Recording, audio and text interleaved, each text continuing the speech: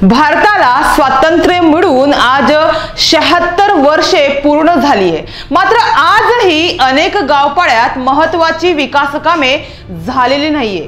आरोग्य म्हणा, पाणी, शिक्षण अशा विविध गंभीर समस्या आजही अनेक गावखेड्यात उद्भवत आहे।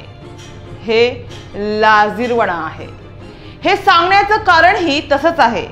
ते कारण म्हणजे ग्रामीण भागात होणारी भीषण पाणी टंचाई ही एक समस्या। पालघर जिल्ह्यातील विक्रमगड तालुक्यातील खुडेद ग्रामपंचायती अंतर्गत असलेल्या घोडीचा पाडा येथील नागरिकांना भीषण पाणी टंचाईचा सामना करावा लागत आहे।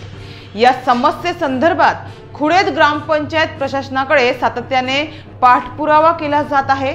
मात्र प्रशासनाचे या गंभीर समस्येकडे दुर्लक्ष होताना दिसत आहे।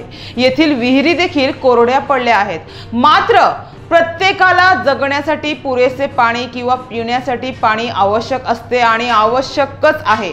त्यामुळे या गावातील महिला एका खासगी मालकीच्या विहिरीतील पाणी भरण्यासाठी 1.5 किलोमीटर अंतराची पायपीट करीत आहे।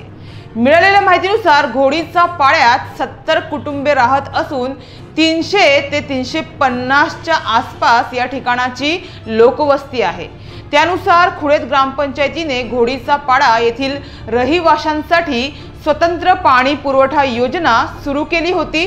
मात्र ती योजना तब्बल 5-6 वर्षापासून बंद असल्याने नागरिकांना पाणी टंचाईचा सामना करावा लागत आहे।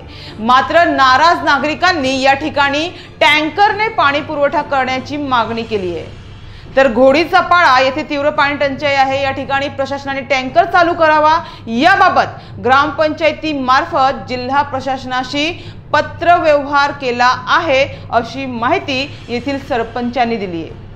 मात्र आता पाहूयात या पत्र व्यवहाराची दखल कधीपर्यंत घेतली जाते आणि पाण्यासाठी या पाड्यात कोणती उपाययोजना आखली जाते।